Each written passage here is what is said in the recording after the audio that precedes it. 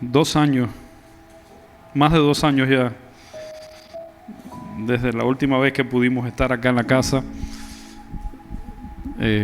pero compartíamos con Raquel que parece que fue hace, qué sé yo, un par de meses que nos dejamos de ver. Nunca 2 años duraron tan poco como en estos días. Y pensaba Raquel después que me decía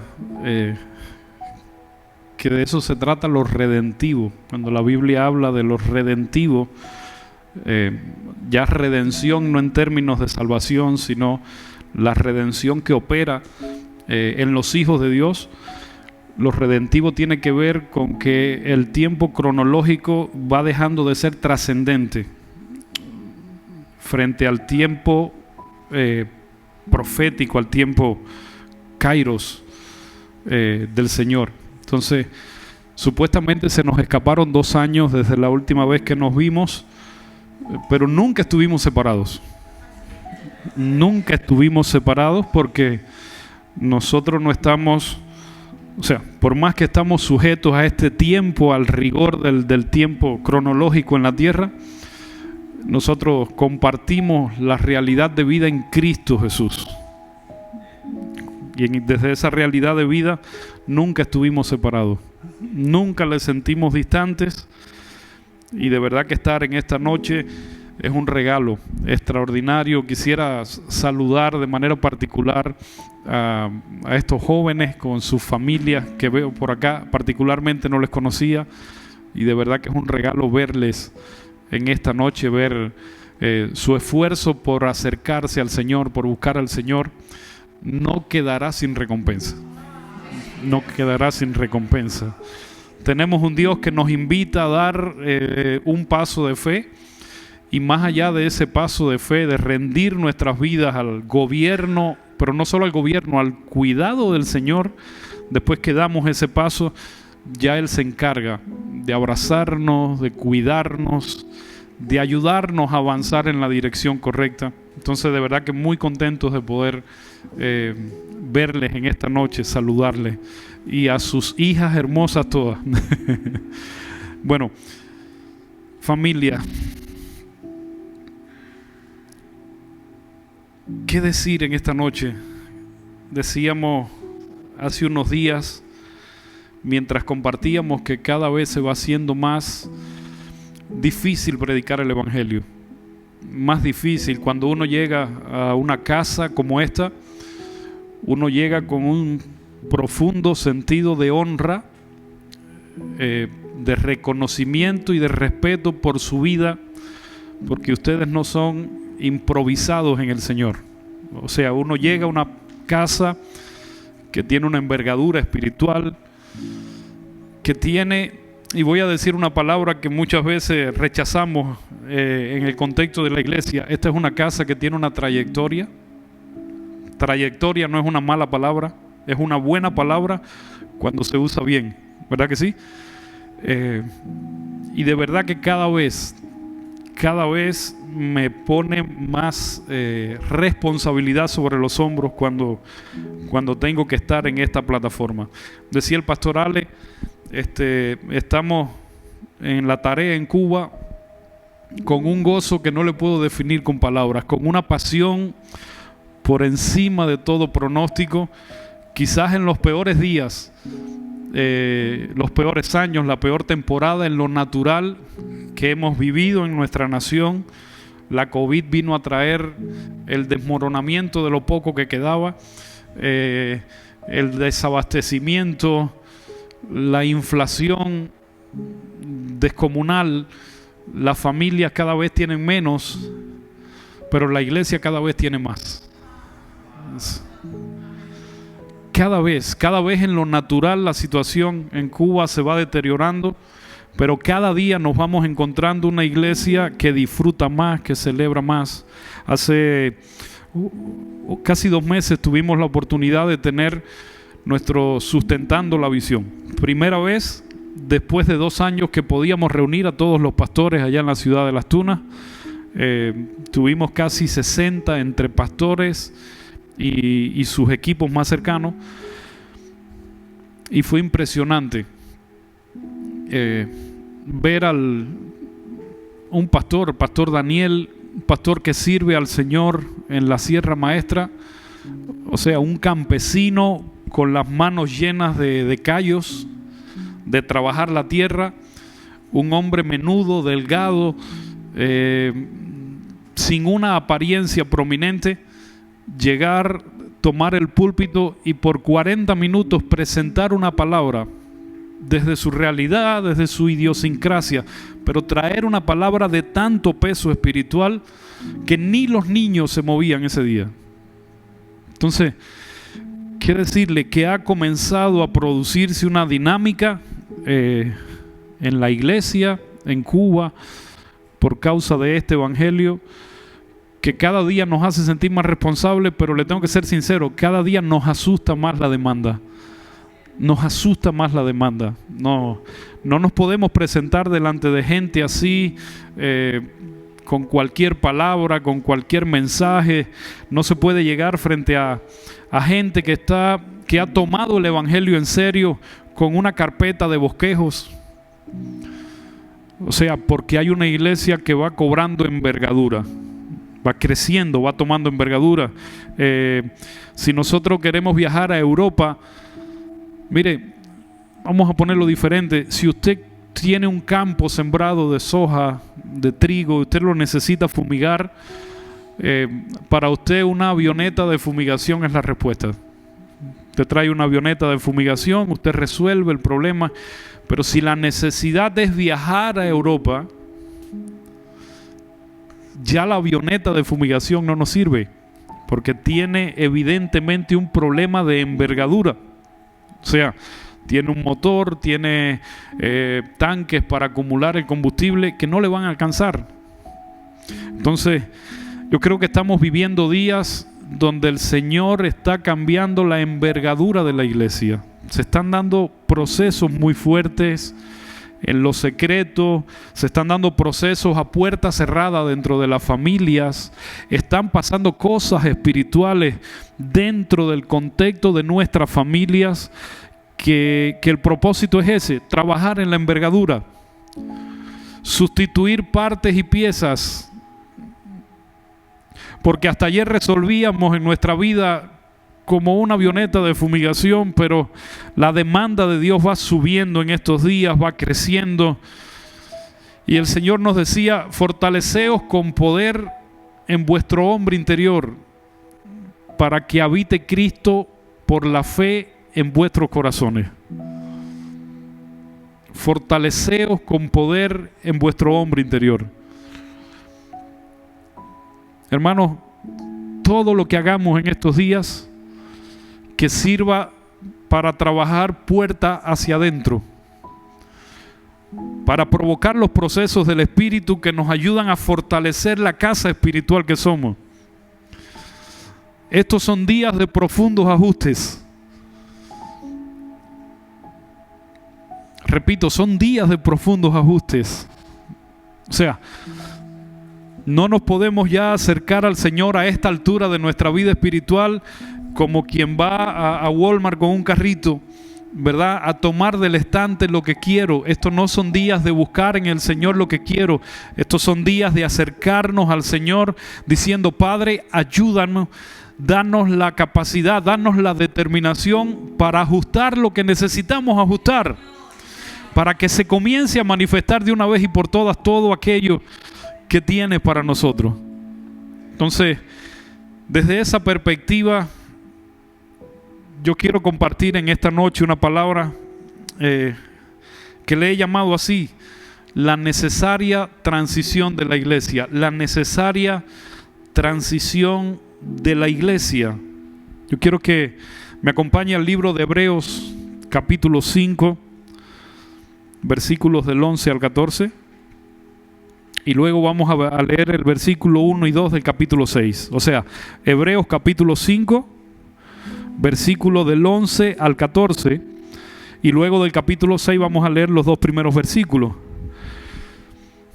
Dice el libro de Hebreos en el capítulo 5, verso 11: acerca de esto tenemos mucho que decir y difícil de explicar, por cuanto os habéis hecho tardos para oír, porque debiendo ser ya maestros, después de tanto tiempo, tenéis necesidad de que se os vuelva a enseñar cuáles son los primeros rudimentos de la palabra de Dios. Diga conmigo, rudimentos. Ahorita vamos a definir qué es un rudimento y por qué el escritor a los hebreos estaba invitando a la iglesia a escapar de los rudimentos, a salir de los rudimentos de las palabras de Dios. Y habéis llegado a ser tales que tenéis necesidad de leche y no de alimento sólido. Y todo aquel que participa de la leche es inexperto en la palabra de justicia. ¿Por qué? Porque es niño.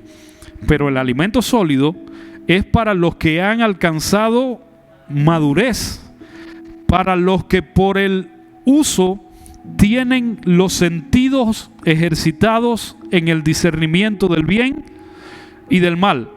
¿Para quién es el alimento sólido? Para los que han alcanzado madurez, para los que por el uso, ¿cómo se alcanza madurez? Diga conmigo, entrenamiento.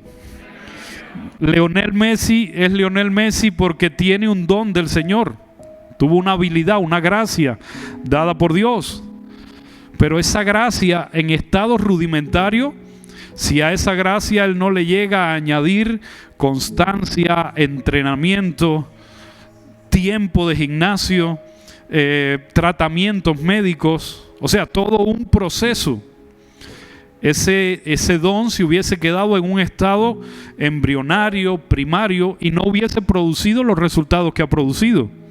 ¿Ok? Entonces tiene que ver, la ecuación espiritual es los que usan los sentidos en el discernimiento del bien y del mal. Los que se entrenan ya no en el cuerpo físico, sino la iglesia, los santos, los hijos de Dios, que por la manera como están viviendo, están con tiempo de gimnasio, se están entrenando, se están equipando, están haciendo ajustes. Capítulo 6, versículo 1. Por tanto, dejando ya los rudimentos de la doctrina de Cristo, vamos adelante. ¿Hacia dónde? ¿Hacia dónde? Está diciendo, la invitación del escritor a los hebreos es la siguiente: tenemos que transicionar de los rudimentos de la doctrina de Cristo y ir en dirección a una nueva dimensión. ¿Cómo se llama esa nueva dimensión? Vamos, dígalo sin miedo, diga perfección. Le tememos a la perfección. Le tenemos temor a la perfección porque creemos que la perfección es algo que yo tengo que ganarme por esfuerzo humano. Y la perfección es algo que el Señor trae y que el Señor produce en los hijos. Pero eso sí, la perfección aparece cuando hay una disposición de alguien a crecer, a madurar, a dejar el estado embrionario. Lo voy a leer de nuevo. Por tanto, dejando ya, dígale a su vecino, ya hay que dejarla. Vamos, dígale, hay que abandonar los rudimentos. Ahorita vamos a ver lo que es un rudimento. Dejando ya los rudimentos de la doctrina de Cristo, vamos adelante a la perfección, no echando otra vez el fundamento del arrepentimiento de obras muertas, de la fe en Dios, de la doctrina de bautismos, de la imposición de manos, de la resurrección de los muertos y el juicio eterno. Vamos a leer hasta ahí, vamos a leer. Hermanos, el problema de la iglesia en estos días, fundamental, es que hay un profundo sentido de desgaste y de agotamiento. Pareciera, cada día nos vamos encontrando con gente buena, excelente, extraordinaria, creyentes en el Señor, gente con años de trayectoria, que nos dicen: pastor, he llegado a un punto de mi vida donde me siento agotado, me siento frustrado, pareciera que algunas cosas no se van a producir nunca. ¿Y sabe usted por qué aparece ese fundamento, agotamiento? ¿Por qué aparece ese cansancio? ¿Por qué aparece esa frustración? Porque eso es lo que produce a lo que la Biblia le llama los rudimentos, la vida de rudimentos. Cuando el escritor a los hebreos escribe esta carta, lo hace a partir de un diagnóstico. Está diagnosticando una iglesia que había dejado de crecer. Escribe a una iglesia que había dejado de crecer y por lo tanto se había desfasado del Señor. El versículo 11 dice: acerca de esto tenemos mucho que decir y difícil de explicar, por cuanto os habéis hecho tardos para oír. Vamos a definir en esta noche quién es alguien que es tardo para oír. Es alguien que ha perdido dos cosas. Número uno, la sintonía con el Señor. Y número dos, la sincronización con el Señor. Mi hermano Simón, ¿puedes venir un momentico? Mire, la fe se puede definir de muchas maneras, pero la fe es un poco esto. Yo quiero que tú camines con libertad, te muevas. Sí.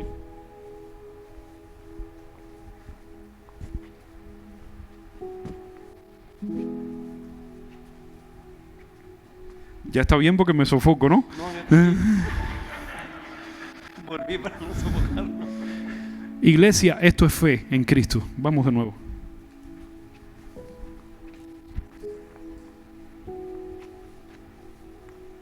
¿Sabe qué estamos expresando? Sincronía, sincronización. ¿Qué es sincronización? Es la capacidad de moverme a la misma velocidad, al mismo ritmo, en el mismo tiempo, sin demora, sin delay, sin desfasaje. Una vez más.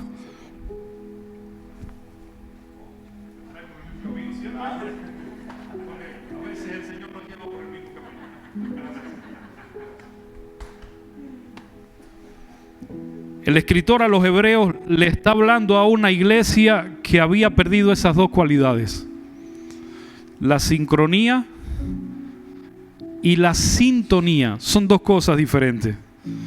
Madurez es caminar sintonizados y sincronizados con el Señor.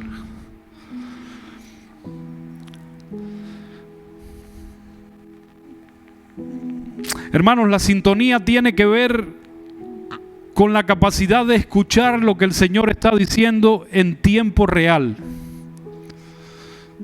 Sintonía tiene que ver con la capacidad de escuchar lo que el Señor está diciendo, diga, en tiempo real.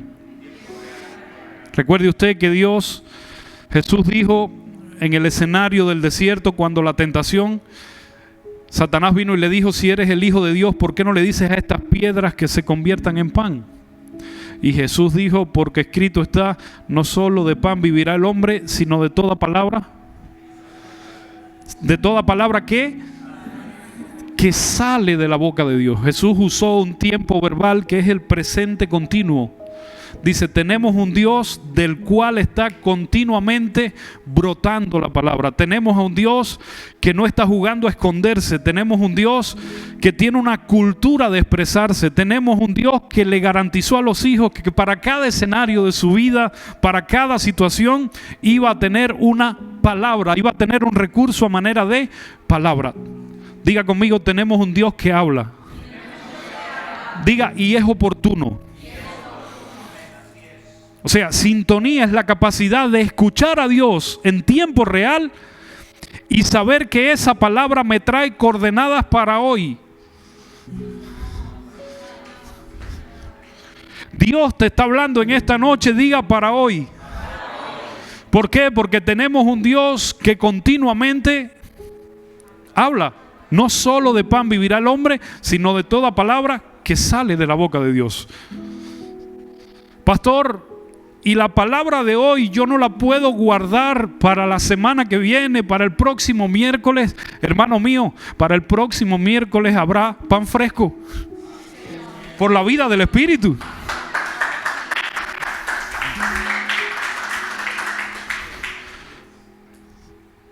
Cuando usted tiene una vaca que está parida, voy a usar términos agrícolas. Voy a ir como Jesús. ¿Sabe usted que Jesús usó términos agrícolas, usó términos ganaderos, pero también usó elementos, ¿verdad?, deportivos y de la guerra? ¿Por qué? Porque eran entendibles en aquellos tiempos.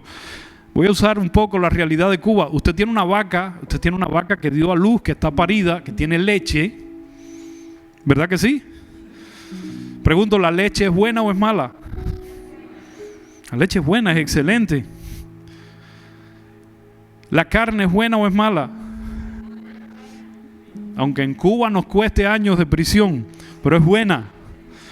Pero escuche esto, cuando la leche y la vaca, cuando la leche y la carne salen de la vaca, siguen siendo buenas, importantes para la nutrición, pero si no se consumen en un tiempo determinado, entran en ciclos de descomposición, de corrupción. La leche, decimos en Cuba, se corta, la carne se descompone.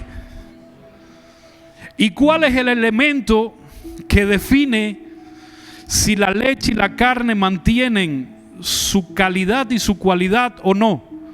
Tiempo de consumo. O sea, usted no puede comprar 2 kilos de carne, ponerlo sobre la mesa y decir la semana que viene vengo a cocinarlo. Porque ese delay en el tiempo, esa demora en consumir, le da la posibilidad a que los factores trabajen descomponiendo. Entonces, cuando Dios habla, diga, habla para hoy. Trae coordenadas para hoy, trae indicaciones para hoy. Entonces, caminar sintonizado con el Señor tiene que ver con la capacidad de escuchar en tiempo real, sin que haya interferencia. La palabra de Dios tiene enemigos. Cuando Jesús habla de la parábola del sembrador, dice que el sembrador salió a sembrar buena semilla y comenzó a regar la semilla, y parte de la semilla dice que cayó junto al camino, parte de la semilla cayó entre piedras, entre rocas, parte de la semilla cayó entre espinos y parte de la semilla cayó en buena tierra. O sea, y no nos vamos a detener, usted sabe lo que pasó con la semilla que cayó junto al camino. ¿Cómo está la tierra del camino? Está endurecida. Dice que la semilla cayó, pero no tenía condiciones para brotar. Se terminó muriendo la semilla. Pero dice que parte de esa semilla cayó entre espinos. Y luego, cuando Jesús explica la parábola a los discípulos, ¿qué le dice? ¿Qué significaban los espinos? Dice, los espinos tienen que ver con los afanes de la vida. Ahorita el pastor Ale hablaba de los sistemas, cómo los sistemas tratan de complicarnos la vida. Iglesia, vamos a tener que redefinir en estos días qué cosas son las tinieblas. Porque hemos limitado las tinieblas a decir Satanás y sus demonios, pero Satanás y sus demonios tienen una operación dentro de la cultura de las naciones. Satanás y sus demonios operan desde los sistemas.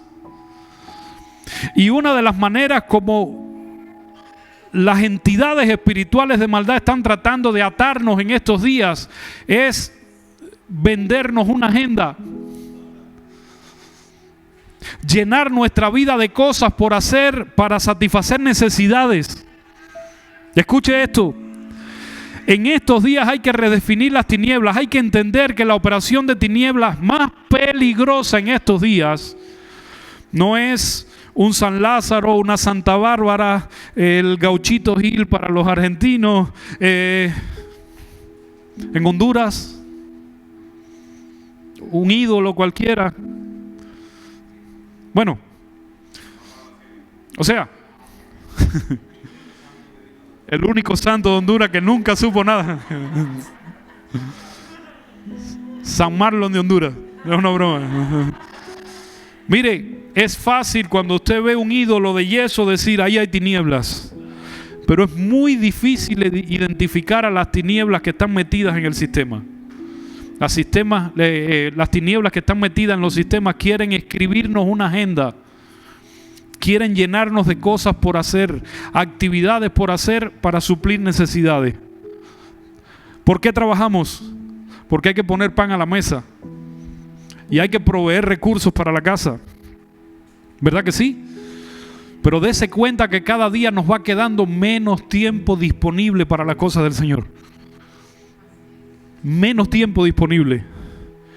Y llegamos a casa y hoy todo el mundo tiene un teléfono, incluyendo a nuestros hijos.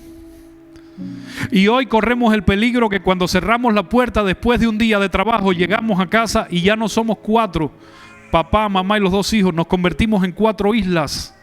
Cada uno tiene un teléfono y ese teléfono se convierte en su cápsula de tiempo, en su mundo donde nuestros hijos y nosotros muchas veces nos escondemos. ¿Sabe por qué a nuestros hijos les cuesta trabajo pasar tiempo con nosotros? ¿Sabe por qué nuestros hijos disfrutan poco pasar tiempo con nosotros? Porque encuentran más adrenalina en su teléfono que en la relación con sus padres. Es más emocionante la vida en el teléfono. Yo sobrevivo sin que usted diga amén en esta noche. Me interesa que me escuche. Hay más adrenalina en el tablet, en el teléfono de nuestros hijos que en la relación con nosotros. Y no debería ser así. ¿Sabe por qué está pasando? Porque al perder la sincronización y la sintonía con el Señor, nos vino el agotamiento, nos comenzamos a volver amargados, tristes, emocionalmente inestables, explotamos con facilidad.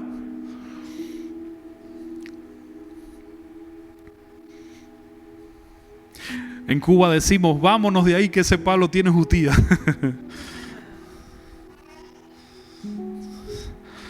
Esta iglesia a la que el escritor a los hebreos le habla, se había desfasado del ritmo del Señor y ahora estaban retrasados en su crecimiento. Ustedes se han vuelto tardos para oír, le dice. Se habían desfasado, habían perdido la velocidad. ¿Usted vio cómo Simón y yo caminábamos? ¿Quién estaba marcando el ritmo? Simón. ¿Quién definía la trayectoria? Simón. ¿Quién definió la velocidad a la que íbamos? Simón. ¿Usted sabe lo único que yo tuve que hacer? Mantenerme unido a Simón. Yo no quería la autonomía, yo no quería mandar, yo no quería mandar el ritmo. Yo decidí no opinar sobre la trayectoria, sobre la velocidad, sobre a dónde ir. Yo solo quería obedecer. Y el obedecer hizo que Simón y yo nos volviéramos una sola realidad. Caminamos en la misma dirección, a la misma velocidad. Llegamos juntos al mismo destino, regresamos al mismo destino. Hermanos míos, este ejemplo tan infantil nos tiene que dejar convencidos en esta noche que si nosotros recuperamos la sintonía y la sincronización con el Señor, hermanos míos, mire, no hay nada más triste que llegar a un ámbito en el que ya Dios no está. No hay nada más triste que llegar tarde a un lugar al que el Señor nos envió. ¿Cuántas veces en la vida el Señor nos ha dado coordenadas, nos ha dado orientaciones específicas? Nos ha dicho, ve y haz esto, ve y pide perdón. Ve y perdona. Ve y abraza. Y comenzamos a complicarnos culturalmente. Señor, pero ¿será el tiempo? Si Dios te está diciendo que es el tiempo. Digas sincronización. Pero la palabra no será para dentro de una semana. No, dentro de una semana habrá pan fresco. La palabra es para hoy. Si Dios está hablando para hoy, es porque es para hoy. Entonces, yo no puedo dilatar los cambios y los ajustes en mi vida que sé que los necesito.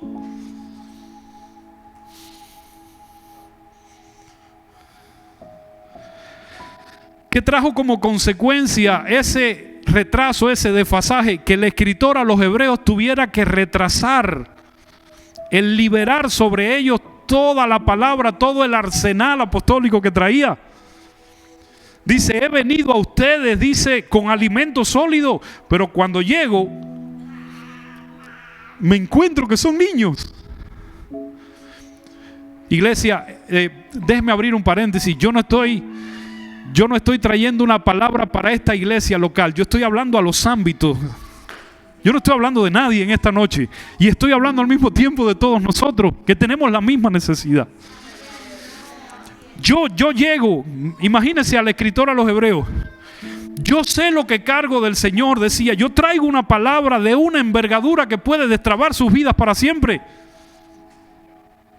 Pero cuando llego no la puedo soltar, porque el vientre no está listo para alimento sólido. Tienen un vientre todavía necesitando leche. ¿Cómo? ¿Qué tiempo tiene la beba? ¿Qué tiempo tiene la beba? 7 meses. 7 meses. ¿Por qué no podemos venir? Pregunto, ¿a cuántos les gusta el bife de chorizo así, hecho con todo lo que hacen en Argentina? Pero pregunto, ¿por qué no podemos traer a la bebita y suministrárselo?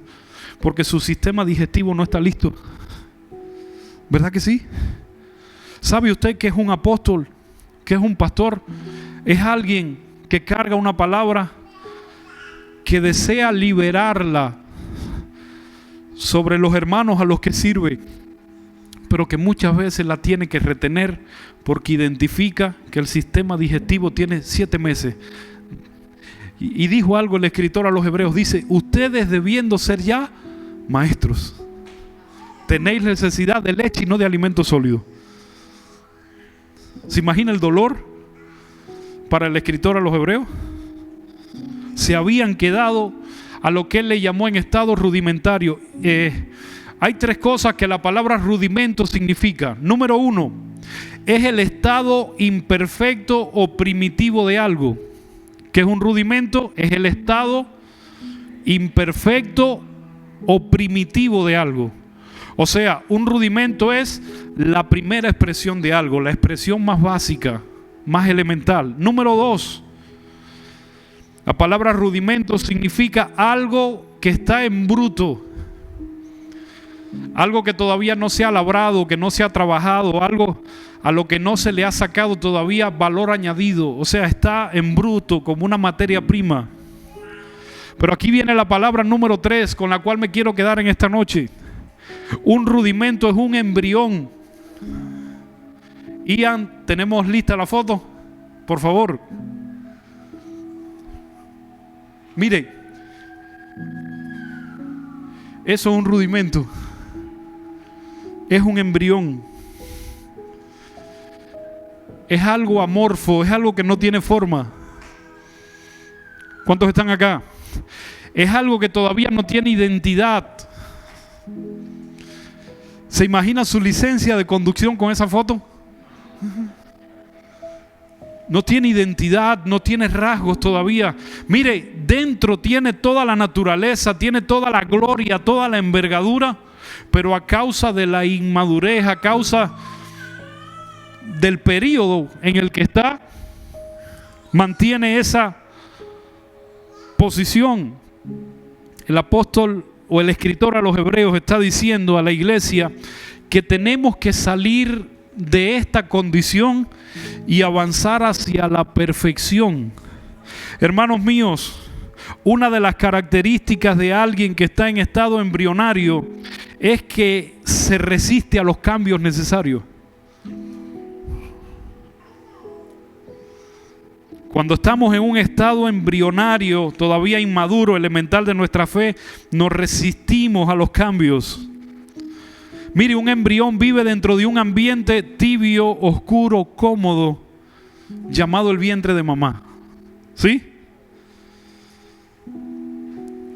El embrión vive dentro del vientre de la madre.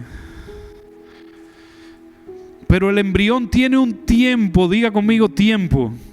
Cuando llegan los 9 meses no se puede quedar dentro del vientre de la madre, porque comienza a ser peligroso. ¿Sabe usted qué es el nacimiento? ¿Qué ha sido el nacimiento de nuestros hijos? Sacar fuera del cuerpo a algo que ya no puede seguir en estado embrionario. El nacimiento es sacar del cuerpo de la madre a un bebé, a una bebé que ya no puede seguir dentro del vientre de la madre, porque voy a decirle algo, el vientre de la madre durante 9 meses es el mejor lugar para estar. Es extraordinario, tiene los nutrientes, tiene la temperatura, tiene la protección, tiene todo lo necesario.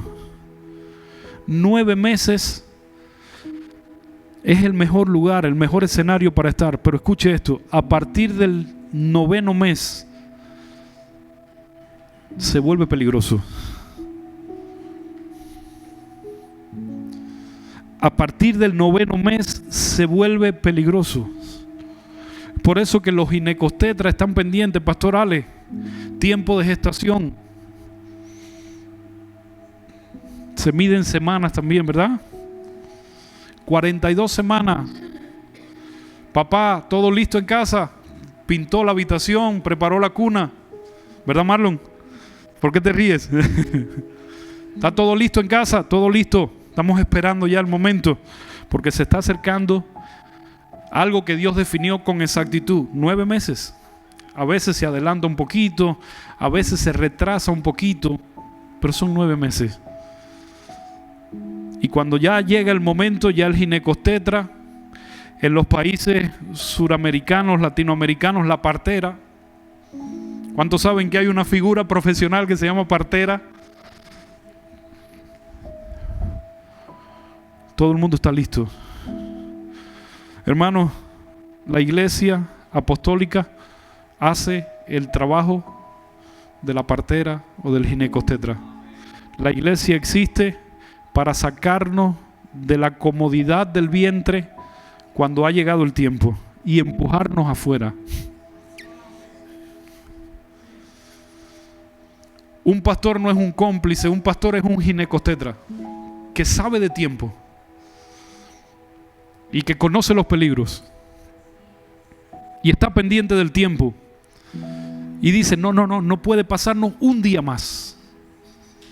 Un día más. ¿Sabía usted que hay algo que se llama inducción del parto? ¿Verdad? Sustancias que se inoculan a la madre a través de un suero, una inyección.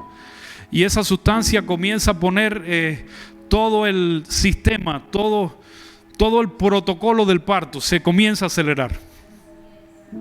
La inducción del parto provoca contracciones, o sea, todo el protocolo. A ver, ¿cuántas mamás hay en este lugar? Levante la mano, que saben de lo que estoy hablando. ¿Verdad que sí? Ahorita vamos a ver, esta noche vamos a hablar, y no significa que nos vayamos a extender hasta de las hormonas que se liberan en el momento del parto, y vamos a entender la perfección de Dios. Un pastor es un ginecostetra. Por eso es que no nos podemos fastidiar de nuestros pastores, ni de nuestros apóstoles, ni de nuestros discipuladores, ni de los maestros de nuestros hijos, porque existen para gritarnos así, pero a viva voz: vamos, vamos, que ya tienes demasiado tiempo en estado rudimentario. No nos podemos... Ian, la foto, por favor. No podemos permanecer en ese estado. Pregunto, ¿qué gloria visible tiene un embrión? Vamos, responda, ¿qué gloria visible? Ahora no se me ponga espiritualoide a decirme: pastor, ahí está toda la gloria del Señor. Le estoy preguntando por gloria visible. Nada. No me diga que es bonito. Déjeme decirle que no le estoy hablando soy padre de 3 hijos y abuelo de 2. Pero en ese estado no hay gloria visible. Y el evangelio se trata de ser la expresión visible de un Dios invisible. Si usted y yo nos hubiésemos quedado en ese estado, no pudiéramos estar expresando hoy la gloria de nuestro Dios. ¿Qué nos separa del estadio de embrión al estadio de la perfección? Responsabilidad. gestión, espiritualidad, arrepentimiento. Definámoslo, llamémoslo como lo querramos llamar. Son los procesos del Señor a los que el Señor nos invita. Es una transición quizás la más importante de la vida.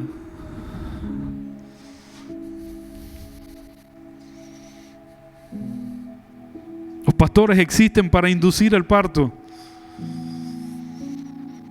para hacernos transicionar de lo embrionario en la fe a la vida orgánica y dinámica en Cristo Jesús. Orgánica y dinámica en Cristo Jesús. Mire que el escritor a los hebreos les está inclusive diciendo, Simón, les está definiendo cuáles eran los rudimentos de la fe. Le va a decir, muchachos, si ya ustedes saben sobre arrepentimiento de obras muertas, o sea, se arrepintieron de todos los pecados. Si ya ustedes saben de imposición de manos, si ya saben de doctrina de bautismos, si ya saben de juicio eterno, pero a ustedes se les escapó, se desfasaron y se les escapó la nave del Señor, ustedes tienen la cabeza grande de conocimiento, pero están en este estado. Cuando tenía 12 años íbamos viajando desde la costa hacia nuestra casa en la ciudad de Las Tunas, en un trencito, y llegamos a un pequeño pueblito, y yo le digo a mi papá, necesito bajar para hacer pipí. Y antes de salir el viejo me había dicho, siempre nos decía, hagan pipí, vayan al baño y hagan pipí, que el tren no para. Bueno, cuando el tren para en aquel pueblecito, necesito hacer pipí. Y el viejo mío, descendiente de gallego y de puertorriqueña, mi abuela, me dice, si quieres baja y haz pipí, pero si el tren arranca, yo no lo voy a detener. 12 años, bajé corriendo, Antoine, rápido, fui al baño. Y con pánico, escuché el pito del tren. Y el tren salió. O sea, cuando yo salí del baño, ya iba como hasta la cámara el último coche.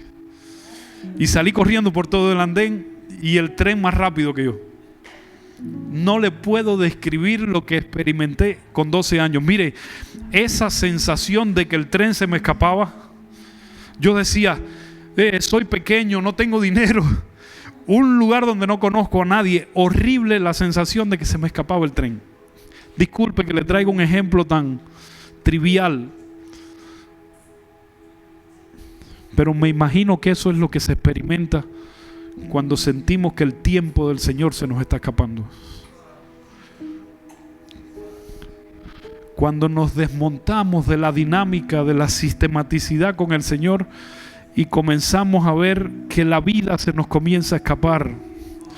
Cuando nos encontramos con algunos escenarios de crisis, de problemas de todo tipo y decimos, wow, para este momento de mi vida yo tenía que tener esto resuelto. Porque he tenido los recursos a mano. Porque ha habido gente que se ha hecho responsable, porque el Señor me ha traído la palabra. ¿Verdad que sí?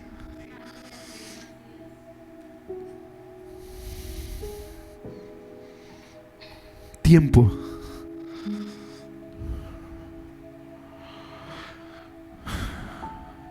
Yo quiero decirte en esta noche que nuestros pastores, decía ahorita, son ginecostetras. No solo son ginecostetras, tienen la responsabilidad de arrebatarte del vientre llegado el 9º mes. Hasta el 9º mes, y por favor estoy hablando una figura profética, espiritual en esta noche. Hasta el 9º mes te cuidamos, te abrazamos, te protegemos, pero llega el momento donde ya, dile a tu hermano, ya no necesito abrazo, vamos, ya no necesito un abrazo, ya necesito las manos expertas de un ginecostetra que sabe lo que está haciendo, que sabe qué medicamento venir a poner para que todo ese protocolo se ponga en marcha. Tiempo, la fidelidad. Dios no mide la fidelidad por las cosas que hacemos. Dios mide la fidelidad por la exactitud en el tiempo. Si yo hago lo bueno pero lo hago 6 meses después, ya no es fidelidad. Diga conmigo, tiene que ser hoy, en este momento, en esta semana, en este mes, hermano mío. No podemos perder más tiempo.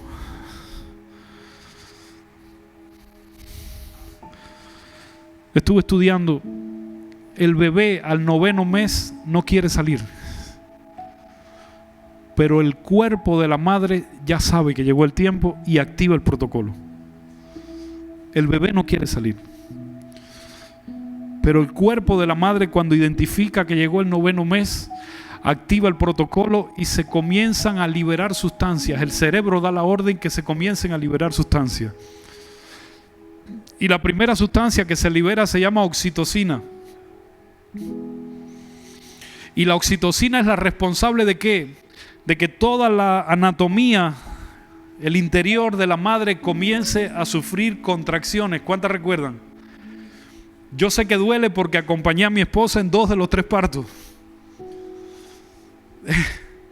Y en medio de los dolores Yara me decía, pastora, me decía, pásame la mano por aquí. Entonces yo le pasaba la mano y me decía, no me toque, no me toque. Entonces, o sea, no hay manera de quedar bien cuando nuestras esposas están... Te ríes, mi hermano, ¿verdad que sí? O sea, es un estado... ¿Por qué? Porque tu naturaleza ya te está diciendo que es tiempo. La oxitocina se comienza a liberar y es la responsable de que comiencen las contracciones para dar inicio al parto. Pero voy a decir algo, también la oxitocina produce contracciones después que nace el bebé y es la responsable, a eso se le llama, lo escribí por aquí, se llama entuertos.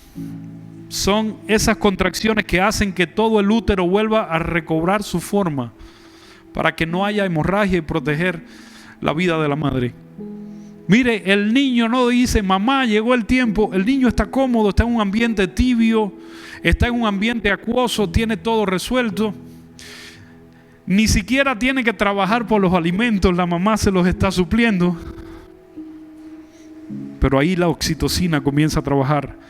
Número 2, también se liberan endorfinas. Las endorfinas las maneja el cerebro. La endorfina tiene un efecto analgésico. Entonces se encargan de levantar el umbral del dolor de la madre para que la madre pueda soportar el parto. Yo sé que duele. O sea, sé por información, ¿no?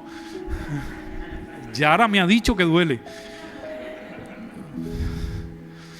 Pero escúcheme algo, es un dolor glorioso. ¿Qué las habilitó a ustedes como madre, Sandra, para soportar el dolor? Que sabías lo que venía. Dice, estos son horas de dolor, pero sé que después del alumbramiento yo voy a tener en mis brazos algo tan glorioso. Entonces, ahí aparece las endorfinas para levantar el umbral del dolor. Pero también viene la adrenalina. El organismo segrega adrenalina y la adrenalina funciona si el cerebro detecta que hay algún peligro o alguna amenaza durante el parto. La adrenalina trabaja ralentizando o deteniendo el protocolo del nacimiento. Mire usted qué sistema tan complejo pero tan glorioso. Si el cerebro detecta que algo está mal, se comienza a liberar la adrenalina y la adrenalina hace que se haga más lento el proceso del nacimiento. Y por último, una sustancia llamada relaxina, que es la responsable de que los músculos y las articulaciones se relajen de tal manera que aumente la movilidad y la elasticidad de todas las partes para que el niño no sufra en el canal del parto. Lo más extraordinario es que todo esto es un proceso natural. La madre no se está deshaciendo de su hijo. La madre está siendo la responsable de provocar una transición. No es lo mismo transicionar que rechazar. El organismo de la madre para este punto no está rechazando a su hijo, lo está obligando a transicionar de ser un embrión a convertirse en un ser humano. Le está cambiando el ámbito. Hasta ese momento estuvo dentro de un ámbito líquido llamado la placenta, y ahora lo está sacando, diga conmigo, a un mejor ámbito. Se resiste el bebé porque ahora va a tener que respirar. Hasta ese momento no hubo necesidad de respirar porque a través del cordón umbilical recibió todos los nutrientes. Y aquí le voy a abrir una cápsula. Me acaba de decir mi esposa hace 2 meses, y se me abrió todo un ámbito espiritual, que el cordón umbilical no tiene nervios, no tiene terminaciones nerviosas, solamente tiene 2 arterias y una vena. Es lo único que tiene. Y le dije, ¿y por qué no tiene? ¿Qué implica que no tenga nervios? Dice que no duele cuando se corta. Como no tiene terminaciones nerviosas, no le duele a la madre ni al niño. Y el Señor esa noche me ministraba algo. ¿Cuántos años puede llevar el Señor llamándonos a separarnos de algunas realidades, de algunas personas, de algunos ámbitos? Y nosotros persistimos en estar conectados porque le tenemos miedo al dolor de la separación. Si es el Señor el que te está pidiendo que te separes, hermanos míos, córtalo, porque esa separación no va a doler. Y si duele, no te va a destruir. Cuando Yara me dijo esto, me estalló todo esto. Wow, claro. Claro, lo que viene para cortarlo, claro que no puede doler. Porque está prevista esa separación.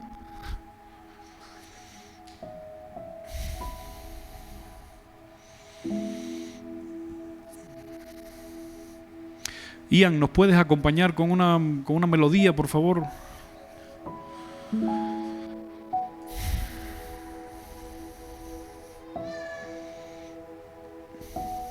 Yo tengo mucho más acá, pero no tengo licencia del Espíritu para decir mucho más en esta noche.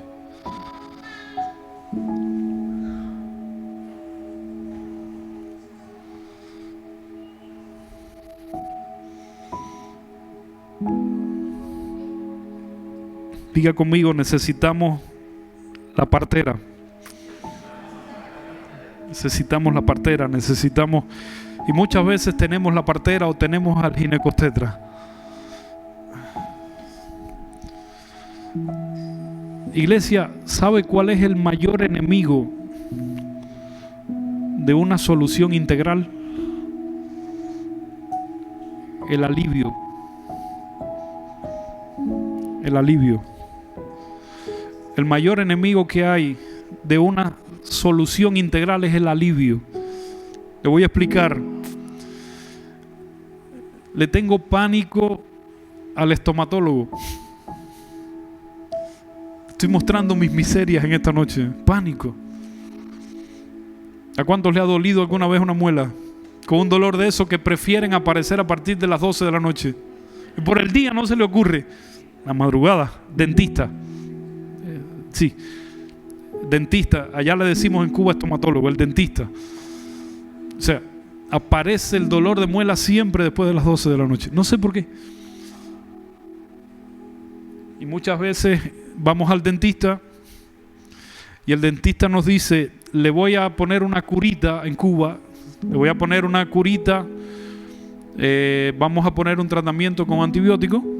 Por favor, regrese dentro de un mes cuando termine el tratamiento para entonces ponerle una amalgama, completar todo. Esto sucede en Cuba. Nos vamos a la casa con la curita, nos tomamos los antibióticos, desaparece el dolor y por cuanto tenemos memoria selectiva, se nos olvida ir dentro de un mes. ¿Sabe por qué? Porque el alivio es un enemigo de la solución integral. Entonces, muchas veces venimos, nos congregamos, recibimos una palabra de ánimo, nos aliviamos, recibimos una profecía, nos aliviamos, refrescamos la fiebre de la vida, nos vamos a la casa proponiéndonos y definiéndonos nosotros mismos, y al final no logramos hacer los cambios y los ajustes que necesitamos. Yo quiero que le digas a tu vecino: elimina la mentalidad del alivio. Vamos. Dios no quiere aliviarnos. De hecho, el evangelio es la invitación de Dios a morir. Mire, la langosta es un animal, es un crustáceo, ¿verdad? ¿Sí? La langosta es un crustáceo que tiene un caparazón que no se expande. O sea, la langosta nace desde pequeñita y ella forma su caparazón. Pero llega el momento, eventualmente ese caparazón se vuelve una incomodidad porque el caparazón no se expande. Entonces, ¿qué hace la langosta? Se va debajo de una roca, se sale de ese caparazón y produce uno nuevo a su tamaño. Comienza a pasar el tiempo y eventualmente ese se vuelve pequeño para ella. ¿Qué hace? Repite el proceso, se vuelve a ir debajo de la piedra y abandona esa estructura que le sirvió un día, pero diga conmigo, pero ya no le sirve. ¿Cuál es el elemento que define que ya no le sirva? El crecimiento. Diga, creció. Hay algunas cosas que disfrutamos, toleramos y hasta disfrutamos en nuestros hijos cuando tienen 7 meses. Que cuando tienen 10 años ya tú dices, pero ¿cómo te voy a tolerar una perreta? Ya no te puedo tolerar una perreta. Porque la perreta a los 2 años, a los 3 años era tolerable. Uno hasta se ríe de algunas perretas de los muchachos, pero cuando llegan los 10 años dices, no, ya yo no. Tienes que abandonar lo que te está poniendo en estrechez en estos días. Y voy a terminar con esto. Tenemos la complicidad del Señor. Tenemos la vida del Espíritu. El Espíritu que nos inclina a la verdad, el Espíritu que nos fortalece en nuestras debilidades, el Espíritu que nos muestra el camino. ¿Cuántos están acá? Espíritu Santo, hermanos míos, es nuestro cómplice en nuestras determinaciones maduras y de fe. No vamos a tener que caminar solos. Vamos a tener siempre la colaboración del Espíritu Santo de Dios, fortaleciéndonos. ¿Cuál es el desafío? Cortar algunos cordones umbilicales. Hermano, no puedes declararle la paz a lo que te está matando. No le puedo declarar la paz a lo que me está succionando la vida. No puedo. Tengo que cortar el cordón, me tengo que separar de las realidades que me están robando el tiempo. Me tengo que separar de los ambientes o de las personas. ¿Cómo medir si una persona es tóxica o es favorable para mi crecimiento, para mi vida en el propósito? ¿Cómo lo mido? ¿Qué fruto me dejan las conversaciones? Conversación me deja con gozo, me deja animado en el propósito, me deja con la intención de ser mejor esposo, mejor padre, mejor madre, mejor trabajador, de servir más apasionado al Señor, o el fruto de las conversaciones y del tiempo que paso con alguien me deja anhelando, despierta, excita, codicia, tentaciones de todo tipo. Las Escrituras, cuando definen el pecado, presentan el pecado como el resultado de un proceso sistemático de caída y de descuido. El pecado no es un evento. Pastor, salí a la puerta y caí en pecado. Nadie diga cuando es tentado que es tentado de parte del Señor, porque el Señor no puede ser tentado ni tienta a nadie. El hombre peca cuando de su propia concupiscencia es atraído, seducido, se consuma al pecado y el pecado da a luz la muerte. ¿Dónde comienza el proceso? Diga concupiscencia. ¿Sabe lo que es la concupiscencia? La palabra concupiscencia significa almacén de maldades. es todo el residuo que nos quedó de la vieja criatura que éramos antes de la realidad de nuestro nuevo nacimiento en Cristo. Todo el background, toda la información, todas las imágenes, todo lo que pertenecía a la vieja criatura que éramos. Llegamos a Cristo, se produjo una muerte, se produjo una resurrección, somos una nueva criatura, de modo que si alguno está en Cristo, nueva criatura es. Las cosas viejas pasaron, ahora todas son hechas nuevas. Bueno, la concupiscencia es una habitación a donde todavía quedan residuos de aquella vieja vida. Cuando usted y yo perdemos la sintonía y la sincronización con el Señor, en nuestra mente se inicia, por eso decía que hay que redefinir las tinieblas, se inician esos procesos. Las tinieblas comienzan a bombardearnos con pensamientos, con conversaciones, con imágenes que tienen por propósito venir a ese cuartico, a esa habitación que debería estar cerrada para siempre y comenzar a despertar nuestras concupiscencias. Te gustaba el alcohol, entonces aparece el que no habías visto por 25 años, pero te desconectaste del Señor y ahora aparece: Ale, ¿cómo estás? Vamos, que te invito a darnos un trago. Concupiscencia. Se comienza a revolver todo este almacén y dice que lo primero que uno es atraído. Te atrae de alguna manera y comienza una lucha interna, porque nadie va voluntariamente. Uno comienza a decir: yo no quiero ir ahí, no quiero. Pero dice que después de atraídos somos seducidos. Pero voy a decir algo: si en el proceso de la atracción yo vengo y corto el cordón umbilical, ya yo no llego al segundo estadio del proceso del pecado. Ya yo no voy a ser seducido. Estoy siendo atraído. ¿Cuántas veces somos atraídos a la mentira, al engaño, a la falsedad, a los vicios? O sea, el almacén de maldades convocándonos: ven, si mira cómo hay cosas acá que disfrutaba, tratando de atraerte. Por la vida de fe digo: no, ahí no vuelvo nunca más. Dios me sacó de esa realidad sucia y oscura y ahí no vuelvo. Ahí no vuelvo. Porque si no, seré seducido. Y después que somos seducidos y somos presos, entonces dice que se consuma el pecado. Y el pecado produce muerte. Muerte es separación de Dios. Pero diga en esta noche con toda autoridad espiritual, diga: no será así conmigo. Diga: no será así con mi casa. No pasará, no tiene por qué pasarnos así.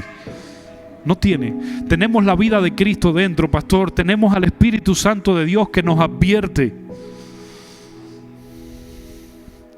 Hermano, que esta sea una noche para que de manera radical nosotros podamos de una vez y por todas obedecer en tiempo real. Porque te voy a decir algo que ya sabes, que te ha sido dicho, te ha sido confirmado, reconfirmado todos estos años. Ustedes tienen como casa una responsabilidad en esta nación y en las naciones de la tierra, que por eso los ataques han sido tan violentos. Dice amén. Las tinieblas no saben los planes de Dios, pero las tinieblas leen la envergadura de los hombres.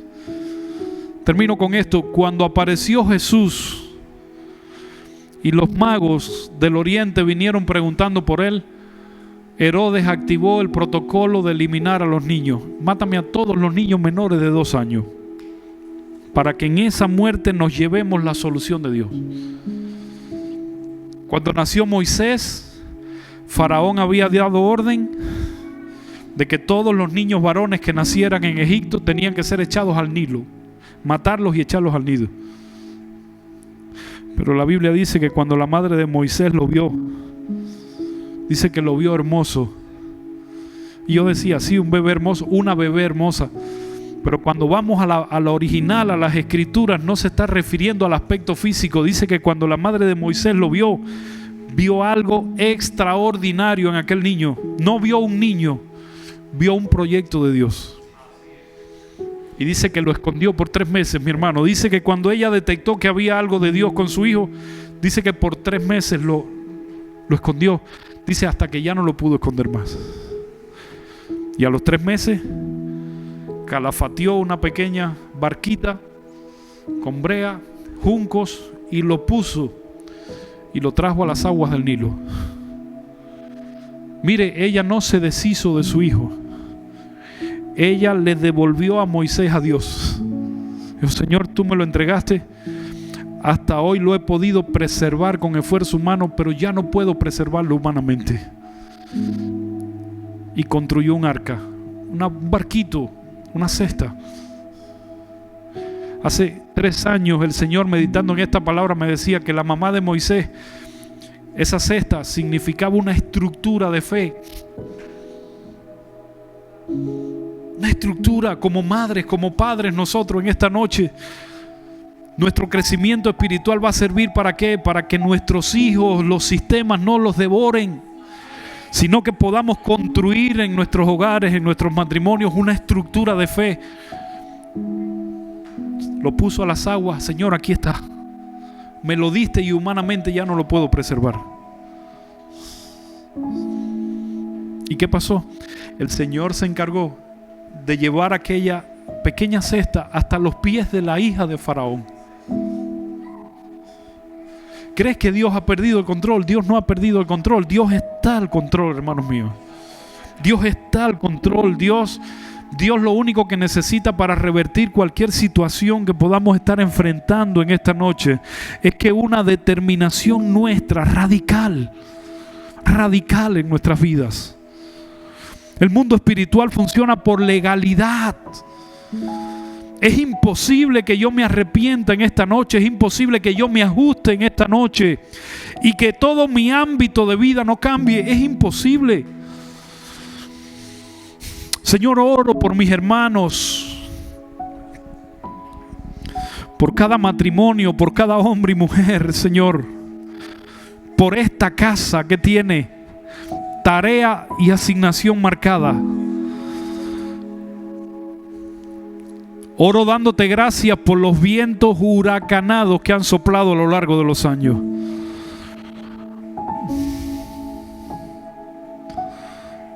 Para los hijos de desobediencia, los vientos huracanados de las circunstancias y las situaciones vienen para destruir. Pero para tus hijos, los días complejos tienen la capacidad de purificarnos a través del dolor, Dios mío. Señor, pero en esta noche estamos creyendo que no necesitamos el dolor para aprender. Queremos aprender por obediencia. Queremos aprender por ser, Señor, sensibles a tu palabra. Queremos aprender por sensibilidad, Dios mío. Señor, queremos que la carne y la leche no se descompongan, porque nos demoremos en consumirla. Que tu palabra en esta noche nos deje posicionados en la capacidad de determinar cosas importantes.